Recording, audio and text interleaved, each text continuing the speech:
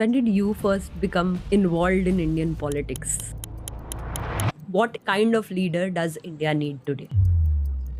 मोदी नहीं तो और कोई तो है ही नहीं। इतनी बुरी हालत कोई भी और सरकार नहीं कर रही। मोदी से अच्छा एक गधा बेटर है, एक एक्चुअल डोंकी, क्योंकि वो कुछ नहीं करेगा वहां पे बैठ के, और कुछ ना करना इस तरीके से देश को डिस्ट्रॉय करने से बेटर है। ज्यादा से ज्यादा ये मेरा क्या कर लेंगे भाई। अभी धुरंधर मूवी निकली तो आपने डायरेक्टर को बोला आदित्य धर बीजेपी के तलवे चाटने में इतना खो गया। मैं कुछ भी बोलता हूँ कंट्रोवर्सी क्रिएट हो जाती है। ध्रुव लेफ्टिस्ट है, ध्रुव लिबरल है, ध्रुव कांग्रेस भक्त है, ध्रुव आप सपोर्टर है। क्या है ध्रुव? चलिए शुरू करते हैं। हमने एक वीडियो बनाई, उसमें एक फैक्चुअल मिस्टेक थी तो हमें वो वीडियो हटानी पड़ी। अच्छा, लेकिन वो वीडियो जैसे ही बाहर गई, पहली बार हमारे कमेंट सेक्शन में हमने देखा कि आईटी सेल क्या होता है। हाँ। पहली बार देखा। आपने तो बहुत बार देखा होगा। तो कौन से ऐसे इंस्टेंसेस है जिसमें आईटी सेल या फिर मेन स्ट्रीम मीडिया ने ध्रुव को अटैक किया? बहुत बार देखा है मैंने कि वो पता लग जाता है उनके, अगर यूट्यूब पे स्पेशली अगर आप देखोगे कि जो कमेंट्स होते हैं सेम फ्रेजेस का यूज़ कर रहे हैं वो। एक जैसे मेरा वीडियो मैंने फॉरेन पॉलिसी को क्रिटिसाइज करते हुए बनाया है, आप देखो उसके कमेंट्स जाके देखो एक बारी। अब तो नॉर्मल लोगों के कमेंट्स आ गए हैं आई थिंक। तो एक समय पर इसके सारे कमेंट्स में एक ही चीज़ लिखी थी हाँ, कि there are no permanent friends और एनिमीज इन जियोपॉलिटिक्स। हाँ, सारे ये- कमेंट सेम कह रहे थे। हाँ, सेम सी चीज़ें कह रहे थे वो। ये कहीं ना कहीं दिखाने के लिए कि जो भी फॉरेन पॉलिसी है वो डिज़ास्टर नहीं है, जो मैं कहना चाह रहा हूँ इस वीडियो में, बल्कि वो तो ऐसी ही होती है फॉरेन पॉलिसी। आज कोई दोस्त है, कल कोई दुश्मन बन जाता है। तो जिन जिन वीडियोस में मुझे आईटी सेल का वो देखने को मिलता है, उसमें एक तो नंबर ऑफ कमेंट्स एकदम से बहुत ज़्यादा बढ़ जाएंगे, और जो जो अकाउंट्स वो कमेंट कर रहे हैं उन अकाउंट्स में एक पैटर्न देखने को मिलता है। एक नाम आएगा, उसके बाद डैश और फिर रैंडम जम्बल्ड 6 लेटर वर्ड्स। हाँ, जैसे वो पासवर्ड टाइप नहीं करते हम जो वो बनाते हैं। हाँ, तो बड़े आराम से पता लग जाता है कि ये एक मैन्युफैक्चर्ड वो है जो अटैक है जो किया जा रहा है। हमारे केस में कई बार हम उन अकाउंट्स के अंदर जाते हैं तो उनके डिस्क्रिप्शन में ऑरेंज झंडा बना हुआ होता है। हाँ, वो भी होता है। और कोई पोस्ट नहीं होता कोई उनके पोस्ट नहीं फीड में। होता। अच्छा, हम्म, आपने zero। इंस्टाग्राम पे देखा होगा। इंस्टाग्राम पे हाँ, जब हम हाँ। देखते हैं तब कैसे ये चीज अपने आप को फील कराते हो कि ये बहुत बार हुई मेरे साथ ये चीज़। हाँ, जब भी मैंने कोई वीडियो बनाया ऐसे एकदम से ट्रोल्स आए और सेम से कमेंट सबने करने शुरू कर दिए इमीडिएटली आकर, और उनके कमेंट्स देखकर लग रहा था उन्होंने वीडियो भी नहीं देखा है। हाँ। तो ये जब पहली बार हुआ ध्रुव के साथ कि कोई वीडियो ऐसी बनाई जिसमें बहुत सारा क्रिटिसिज्म आ रहा है या फिर एक पर्टिकुलर टाइप का ही क्रिटिसिज्म आ रहा है, क्या माइंडसेट था उस समय और अब कैसे वो डिफरेंट?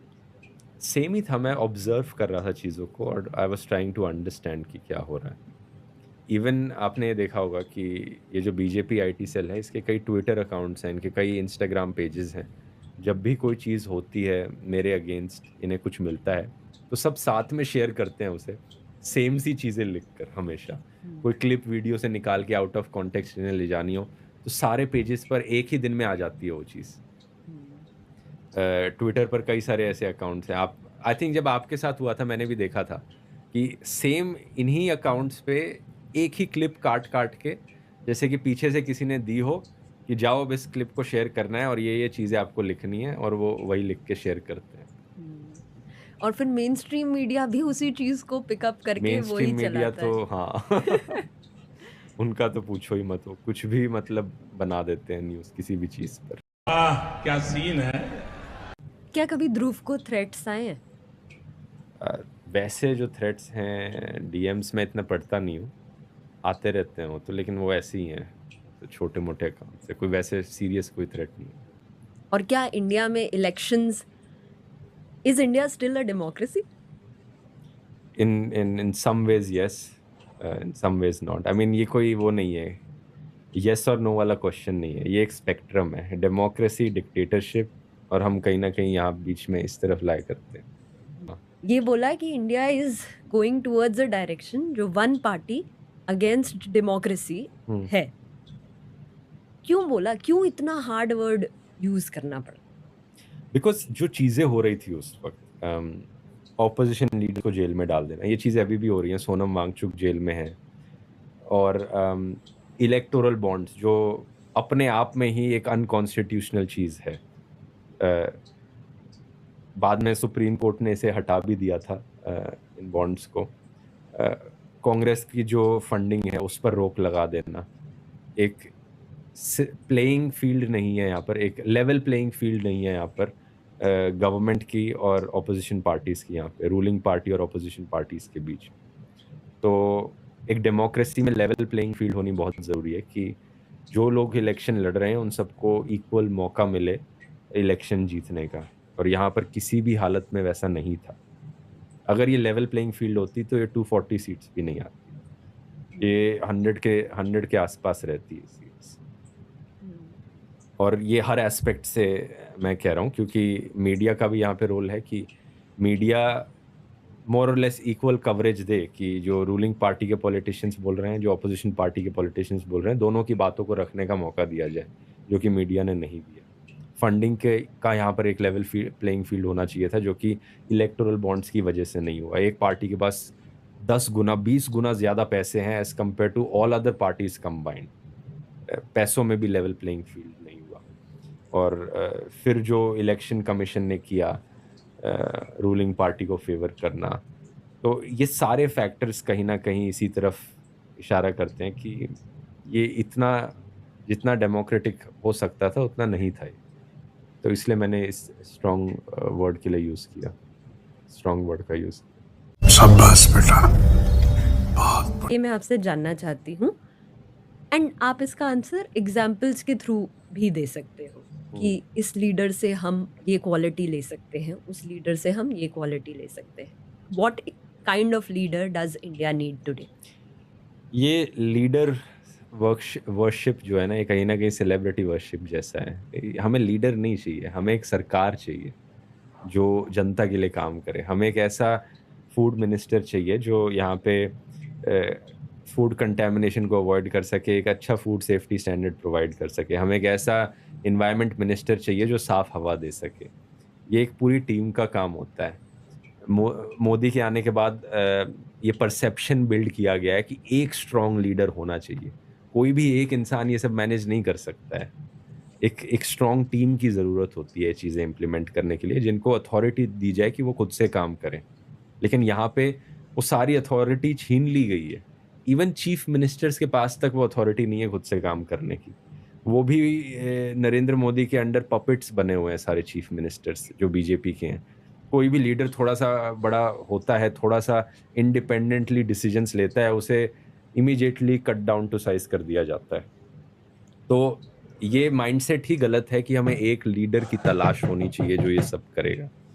हमें देखना चाहिए कि कौन बेस्ट स्पोर्ट्स मिनिस्टर बन सकता है, कौन बेस्ट एनवायरनमेंट मिनिस्टर बन सकता है, और हर एक के लिए अलग अलग हमें लोग लेने चाहिए जो अपनी फील्ड में बेस्ट हो और जिनकी नीयत अच्छी हो। तो जब लोग कहते थे कि बट मोदी नहीं तो और कोई तो है ही नहीं ऑप्शन, उसको कैसे उसको क्या मैं यही बोलते कहता था कि इतनी बुरी हालत कोई भी और सरकार नहीं कर रही है। कोई भी बेटर है, मोदी से अच्छा एक गधा बेटर है, एक एक्चुअल डोंकी, क्योंकि वो कुछ नहीं करेगा वहां पे बैठ के, और कुछ ना करना इस तरीके से देश को डिस्ट्रॉय करने से बेटर है। भाई मजा आया। कौन सी ऐसी 4 मिनिस्ट्रीज है जिनको आप इंडिया में एट दिस मोमेंट टॉप पे रखोगे कि इन मिनिस्ट्रीज पे हमें काम करना चाहिए as a country? Environment is one of the most important ones, क्योंकि साफ हवा और साफ पानी वहीं से ही आता है। Then education is the second most important I would say, क्योंकि जो नई जनरेशन है उसकी पोटेंशियल वहीं से ही डिटरमाइन होती है। And then I think health care is third most important one, because अगर लोग हेल्दी हैं, अगर हेल्थ केयर अच्छा है किसी कंट्री में, तो पॉवर्टी अपने आप नीचे चली जाती है और लोगों को एक अच्छी लाइफ जीने का मौका मिल पाता है। 3 चीज़ों में क्या चीज़ ध्रुव इम्प्रूव करना चाहेगा? एक एजुकेशन में, एक न्यूज़ में और एक कंटेंट क्रिएशन में। न्यूज़ का सबसे आसान है, न्यूज़ को फिक्स करना सबसे आसान है। सारी गवर्नमेंट फंडिंग पर बैन लगा दो। गवर्नमेंट फंडिंग अलाउड ही नहीं होनी चाहिए न्यूज़ चैनल्स को। अपने आप सारे न्यूज़ चैनल सुधर जाएंगे, ठीक है। क्योंकि आज के दिन उनका बिजनेस मॉडल ही यही है कि सरकार से पैसे लो और फिर न्यूज़ चलाओ, इसलिए वो इतने सारे सब सरकार की तरफ टिल्ट करते हैं। और एक बार ये बंद करोगे तो कई सारे न्यूज़ चैनल्स का बिजनेस मॉडल ख़त्म भी हो जाएगा, न्यूज़ चैनल्स बंद भी होंगे, लेकिन जो दोबारा राइज करेंगे आई थिंक वो एक्चुअली में जर्नलिज्म करेंगे।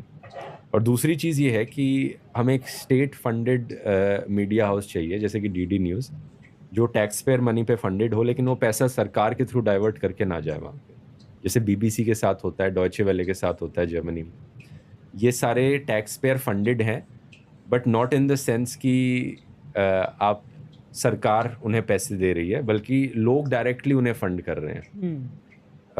जर्मनी में हर महीने एक पेमेंट देनी होती है कुछ 20-30 यूरो की हर किसी को, हर हाउस होल्ड को, कि ये पैसा इस मीडिया हाउस के लिए जा रहा है ताकि वो अपना जर्नलिज्म कर पाएँ।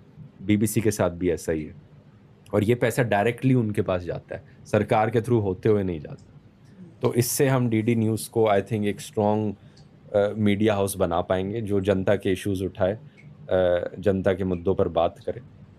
और सिर्फ ये 2 चीज़ें करने से पूरा मीडिया लैंडस्केप सही हो जाएगा। अरे बाप रे, ये तो धोती खोल रहा है। एजुकेशन पे क्या चेंज चाहिए? एजुकेशन थोड़ा और मुश्किल है, क्योंकि अभी एआई की वजह से कई सारे चेंजेस आ रहे हैं, लेकिन फंडामेंटली मैं कहूँगा कि जो क्वेश्चंस हैं उनको लोगों को सोचने पर मजबूर किया जाए, रट्टा मारने पर ना फोकस किया जाए। सुनने में बड़ा सिंपल चेंज लगता है ये, लेकिन थोड़ा इम्प्लीमेंट करना इसे काफ़ी मुश्किल है कि कैसे टीचर्स को ट्रेन करना है कि वो बच्चों में क्यूरियोसिटी को जगाएं, क्रिटिकल थिंकिंग को बढ़ाएं। थैंकफुली मैं एक ऐसे स्कूल में पढ़ा था जहाँ पर ये सारी चीज़ें इंडिया में, मैं स्कूल का नाम नहीं लेना चाहूँगा, नहीं तो पता नहीं उन पे क्रैकडाउन करने लग जाए। समझ रहे हो? समझ रहे हो आप? समझ रहे हो ना?